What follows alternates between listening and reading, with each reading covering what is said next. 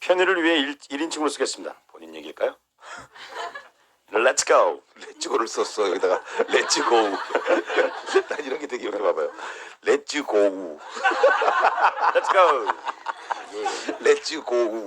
뭔가 그 자신감을 표현한 거예요. 여자친구가 조조 할인 영화를 보기 위해 약속 장소에서 기다리고 있었습니다. 이른 시간이라 거리가 한산했는데 갑자기 웬 대머리 아저씨가 저를 향해 정면으로 다가오는 게 아니겠다는 게 보였어요.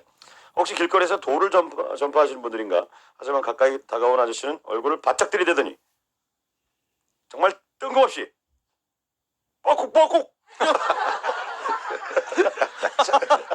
살다 보면 참 별일이 많아요. 사람이 갑자기 나오더니 뽀뽀. 이게 뭐야?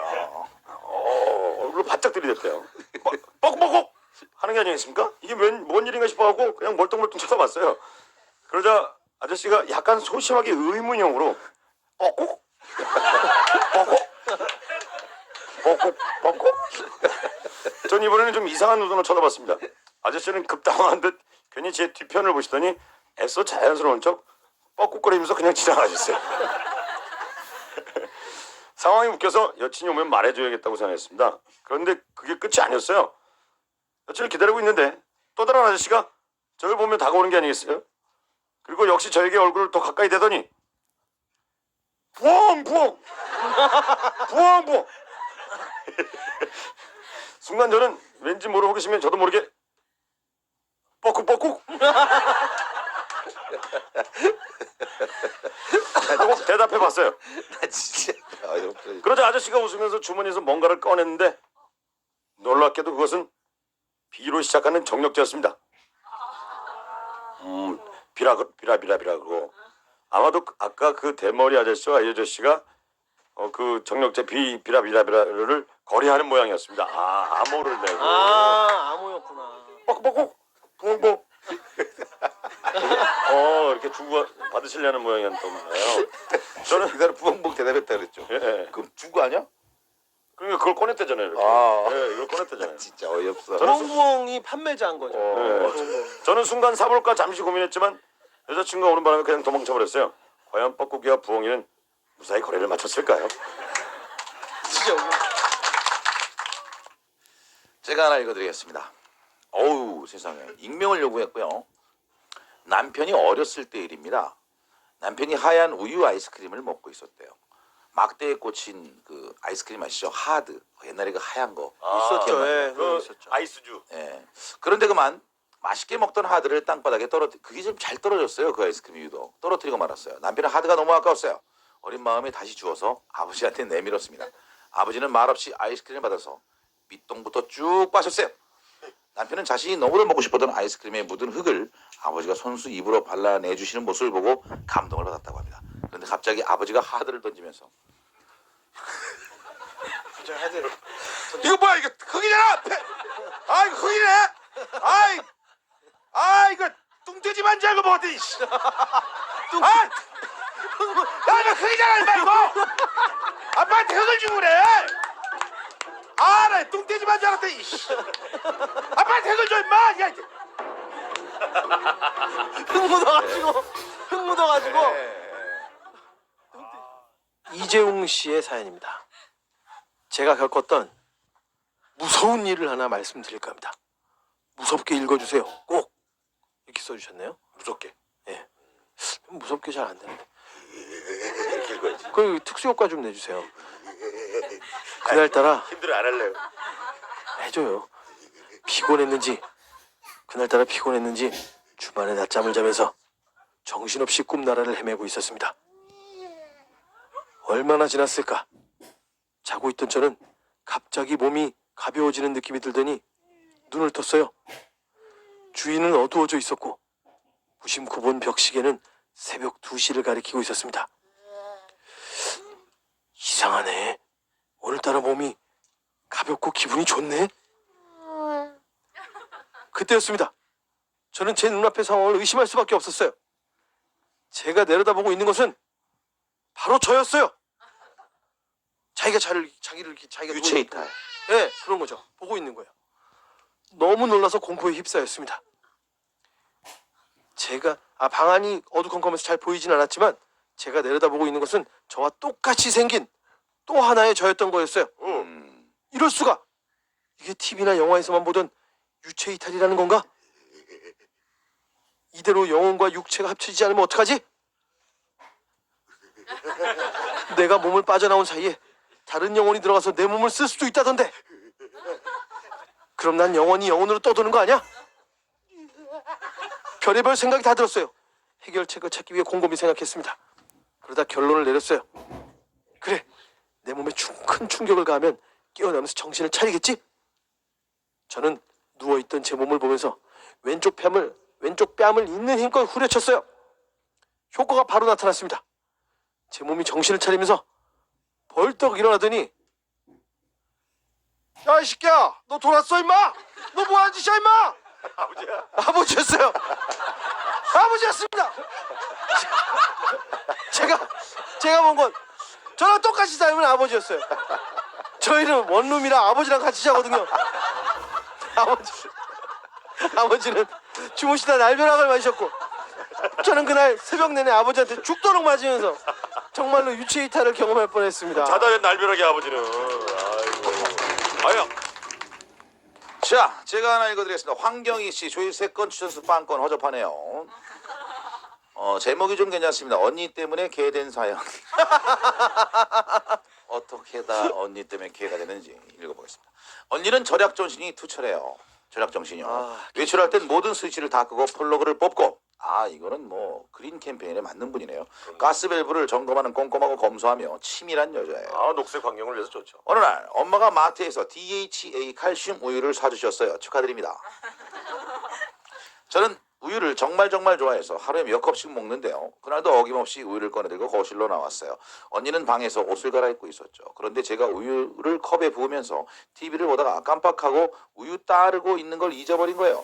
손이 미끄러져서 그 비싼 우유가 콸 하얀 우유가 거실 바닥을 덮어버렸어요. 그런데 마침 방에서 나온 언니한테 딱 걸렸어요. 저랑 정신과 투철한 언니는 소리쳤습니다. 핥아! 핥아, 기습이야! 저는 한동안 멍하니 서 있었어요. 정말 핥아먹으란 건가? 이게 얼마짜리 우유인데 빠져가지고 얼른 혀 안 내밀어? 핥아!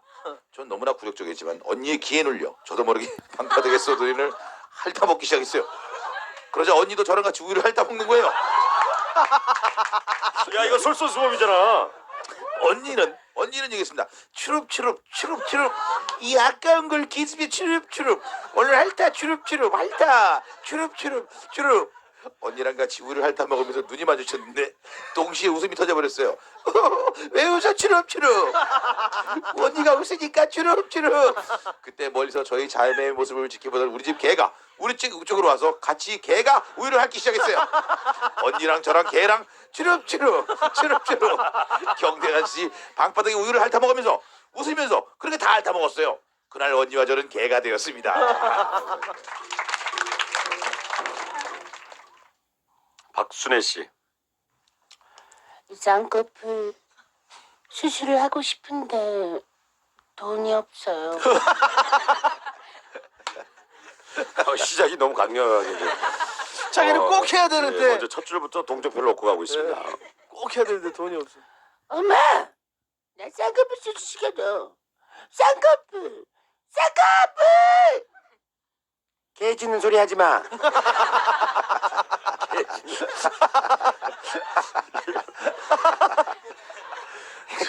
갑자기 남자 군인이 생각이 나네요. 야, 개 짖는 소리 하지 마. 너는 하나하나 똑같아. 그날 밤 꿈을 꿨어요. 친구가 쌍꺼풀 수술을 잘하는 병원을 아는데 가격이 2,000원이라고 하더라고요. 꿈을 뭐라고? 꿈이야, 꿈. 꿈에. 가격이 2,000원이라고 하더군요. 친구가 먼저 하고 나왔는데 이쁘게 잘 됐더군요. 저도 안심하며 들어갔는데 근데 곧 돌아가실 것 같은 할아버지 선생님이 손에 수술 도구를 대신 연필을 하나 들고 계셨어요. 손을 부들부들 떨면서 힘겹게 말씀하셨죠. 저희 병원은 이 칼을 사용하지 않고 자연스러운 쌍꺼풀을 만들어 드립니다. 저는 속으로 우와 진짜 좋다 이러고 있었죠. 자, 이제 눈을 감아보세요. 눈을 감았어요. 할아버지 선생님은 제 눈에 쓱쓱 뭔가를 그리더니 자, 눈 떠보세요. 눈을 떠보니 진짜 쌍꺼풀이 생겼어요. 연필로 그린 쌍꺼풀. 1초 만에 그린 쌍꺼풀 마음에 들었어요. 감탄하고 있는데 선생님께서는 수술비는 200만 원입니다. 제 계좌로 200만 원 입금하세요. 네? 2,000원인 줄 알고 했는데요? 그래야 의사 선생님이 갑자기 연필을 부러뜨리시면서 뭐야? 돈도 없으면서 쌍꺼풀을 왜 해? 간호사! 간호사! 간호사가 달려왔어요. 간호사! 지우개 가져와! 이 여자 쌍꺼풀 지워버려! 덤도 없는 주제! 그렇게 병원에서 쫓겨나며 잠에서 깼어요. 와 이거 완전 개꿈이다 그지? 여러분 쌍수는 제대로 검증된 병원에서 제 가격에 하시는 게 나아요. 박춘덕 씨입니다. 그냥 이름이 웃기네요. 춘덕 씨. 반갑습니다. 예, 저도요. 학창 시절 저희 반에는 특이한 이름을 가진 친구들이 많았습니다. 본인도 특이한데 특이한 이름이 많다며. 첫 번째는 안경태. 이 친구의 이름처럼 안경을 마치 생명처럼 소중히 여기는 모범생이었는데요. 어느 날 학교에 새로운 남자 선생님이 오셔서 첫 수업을 하셨어요. 그런데 모범생 경태가 그날따라 유난히 꾸벅꾸벅 졸았어요. 성격이 불같은 선생님은 분노하시면서 분필을 던져 경태의 머리에 맞췄고 앞으로 불러냈어요. 너 임마! 감히 내 수업 시간에 졸아 임마! 너 이름이 뭐야 임마? 내 수업이 대체 뭐가 마음에 안 든 거야? 말을 해봐! 긴장한 경태는 안경태입니다. 뭐? 안경태? 내 안경태가 마음에 안 들어? 수업 시간에 졸았다고? 장난하냐 이 자식이 아주! 경태는 척추가 반으로 접힐 때까지 맞았어요. 당시 제가 안경태의 짝이었는데 졸았을 때 깨우치지 못한 게 미안합니다. 특이한 이름은 두 번째 친구는 정호 또 개순. 정말 있었습니다. 이름이 정호 또 개순. 아 이름 하나가 정씨고요. 호또개순이에요 이름이. 아 진짜요? 네. 호떡에서 여자아이였어요. 친구들은 호또개순이를 또 개순이 혹은 개순이라고 줄여서 부르겠어요. 정호또개순이는 정호떡이었지. 고무줄놀이를 좋아했어요. 정호또개순이는요. 당시 제가 정호또개순이의 고무줄을 자주 잘라먹고 도망가곤 했는데 지금 생각하면 참 미안합니다. 들리는 소문에 의하면 정호또개순이는 개명을 하고 제2의 인생을 살아가고 있다. 아 이름이 호또개순이야? 왜 이렇게 좋지? 호또개순이. 세 번째 이름은 안교인입니다. 저는 친구를 교회로 전도하려고 무진장했었어요. 안교인, 교인이 아니라 이거죠. 5년 동안 끈질기게 전도하다가 결국 안 돼서 포기했습니다. 최고는 정호떡예수입니다. 사람이 이름처럼 살게 된다고 안교인이라는 아름답게 끝까지 교인이 되지 않을 모양입니다. 마지막 친구 이름은 명말자입니다. 명말자? 말자라고 불리는 자기 이름을 유난히도 싫어했던 여자친구였습니다. 장난기 가득했던 저와 남학생들은 일부러 말자 앞으로 가서 야 우리 앞으로 명말자를 말자라고 부르지 말자 하면서 덕분에 놀리다고 하셨습니다. 명말자. 명말자에게 조금 지금 생각하면 미안합니다. 들리는 소문이라면 명말자와 정호 또 개순이는 비슷한 시기에 개명을 했다는 얘기가 있습니다. 그 외에도 학창시절에 특이했던 친구 이름으로 빨리 얘기해 줘요 빨리. 김속꼭지, 속꼭지요? 속꼭지? 임마중이 있었습니다. 다들 지금은 어떤 모습으로 살아갈 수 있는지 궁금합니다. 정호 또 개순이 이 김속꼭지 끝났습니다. 와, 야. 자, 김명준 씨의 사연 소개해드리겠습니다. 성당에서 신부님의 강론 중에 있었던 일입니다. 그날도 어김없이 강론을 시작하기 전에 한 가지 질문을 던지셨어요. 혹시 지금 나는 그 누구도 미워하지 않으며 살고 있다 하시는 분 계신가요? 처음에는 아무도 손을 들지 않았어요. 신부님께서는 다시 한번 물으셨습니다. 나는 지금 그 누구도 미워하지 않고 살고 있다 하시는 분 계신가요? 그러자 어떤 할아버지께서 조심스럽게 손을 드셨어요. 신부님은 할아버지께 이유를 물었고 할아버지께서는 나도 옛날엔 미워하는 사람이 많았어요. 할아버지의 아련한 말씀에 저는 저 정도 연세가 되면 해탈의 경지에 이르러서 주변 사람들을 미워하지 않고 살아갈 수 있구나 하는 그런 생각을 했어요. 근데 할아버지께서는 나도 젊을 땐 미워하는 사람이 많았어요. 근데 내 나이가 92이 되니까 걔들이 다 죽었어. 나보다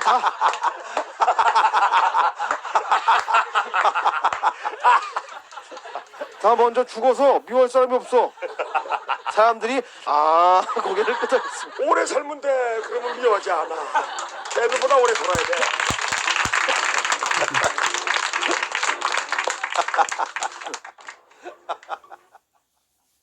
익명으로 보내신 노팬티라는 제목으로 노팬티라는 제목입니다.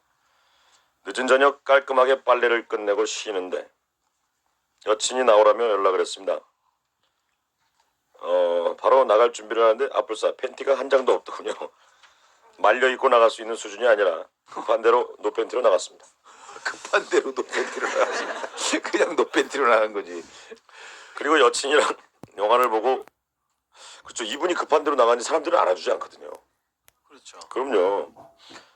호프집에서 치킨에 맥주를 즐기다 치맥을 또 이렇게 섭취하셨고 통풍 오는데. 네. 화장실에 갔습니다. 그런데 소변을 보다가 문득 지금 노팬티 상태라는 게 생각이 났습니다. 저는 노팬티인 걸 여친한테 말해주면 이상야릇하면서 왠지 웃길 것 같다는 생각을 했습니다. 그래서 화장실에서 나가자마자 여친한테 달려가서 귓속말 했습니다. 나 지금 노팬티다. 그런데 이럴 수가. 여친과 똑같은 파마를 한 모르는 여자에게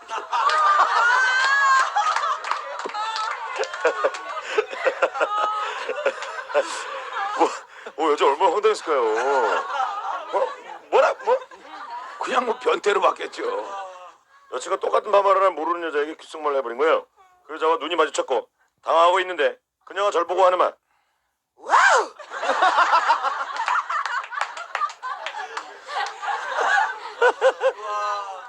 그녀의 반응에 더더욱 당황한 저는 얼른 사과하고 도망쳤어요. 보통 모르는 남자가 귓속말로 나 노팬티다. 라고 말하면 변태 취급할 텐데 그 여자는 와우! 화끈한 여자였어요. 다시 만나고 싶어요.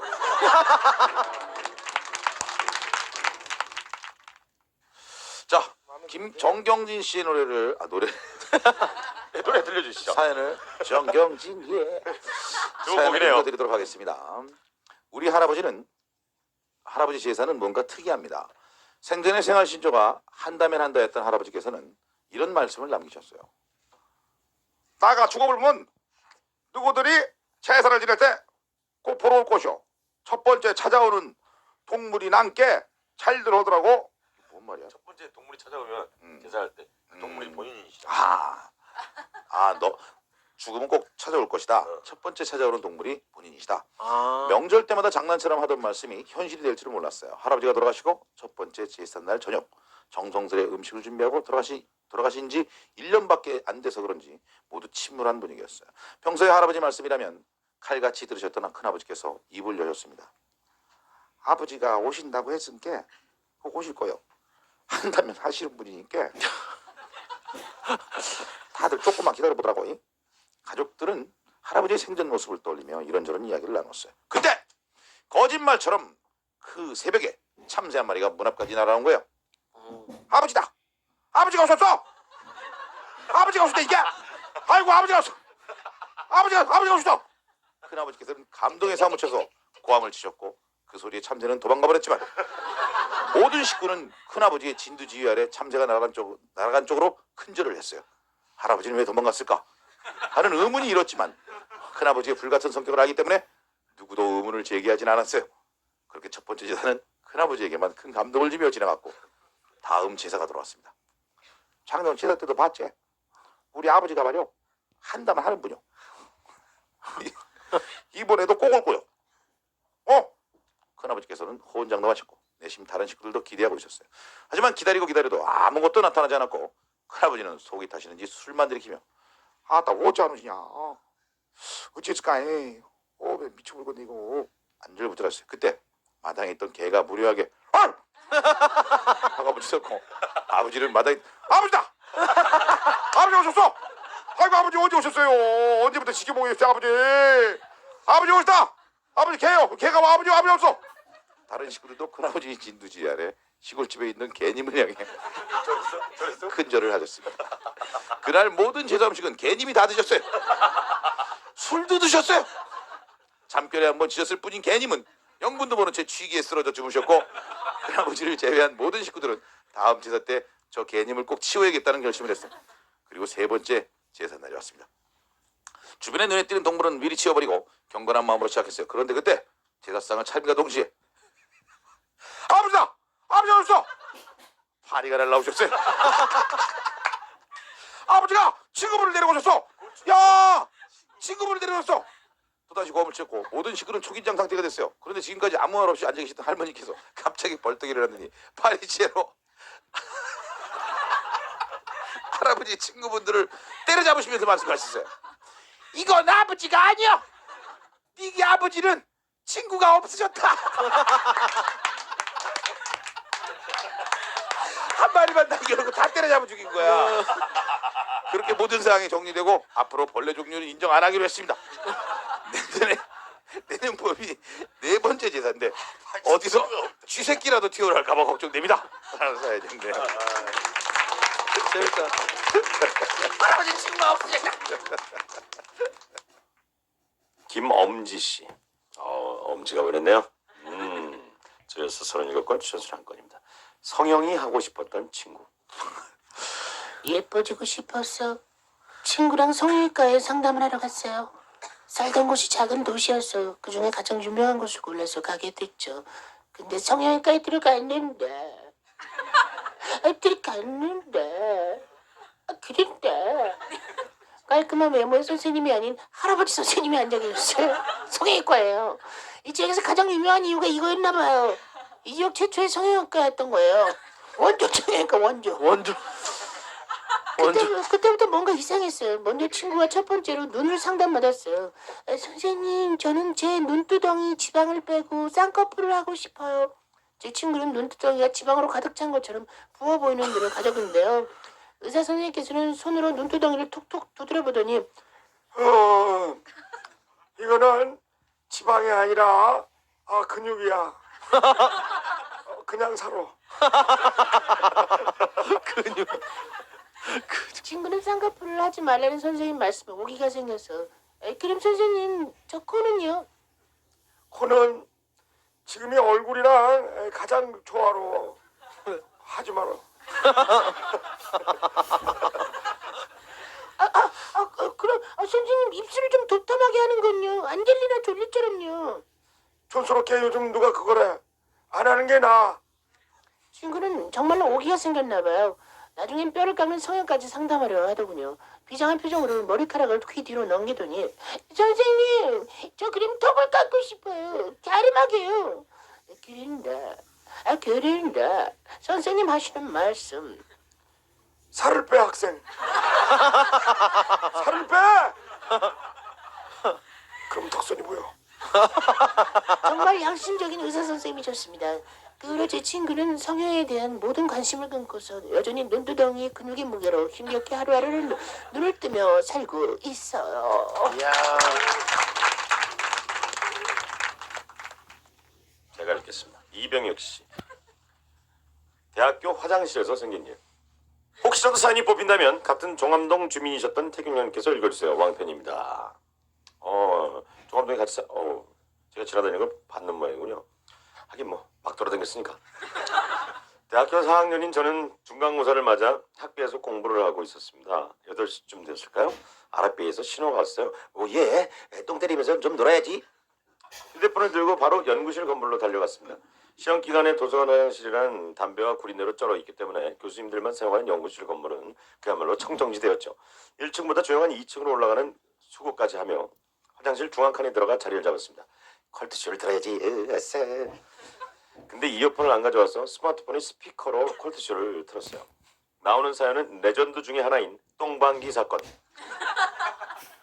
아시는 분은 뭐 아시죠? 지하철 안에서 왜뭐 떴는데 친구가 문자를 보내고 그거 들었던 그거, 사연이라서 그거예요? 별 감흥 없이 듣고 있는데 아 뜨거 아니에요? 아 뜨거? 아니 이거예요.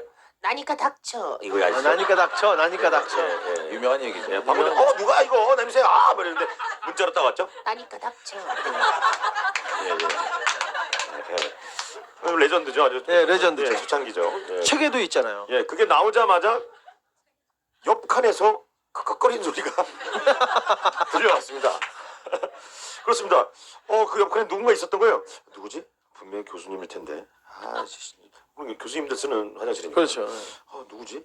그렇게 생각하는 사이 사연은 넘어가 철학 할아버지 사연이 나오기 시작했습니다. 아 철학. 네, 르네상스가 뭐 어쩌고저쩌고 뭐 나올 때부터 옆 칸에서는 이상한 웃음소리가 들리기 시작했어요.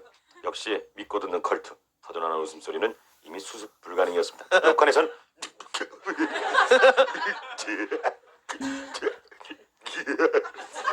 저는 그 상황이 웃겨 실실 웃다가 볼륨을 맞추고 물을 내렸습니다.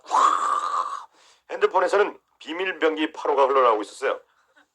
별 생각 없이 정지 버튼을 눌렀는데 그때 가시려고요?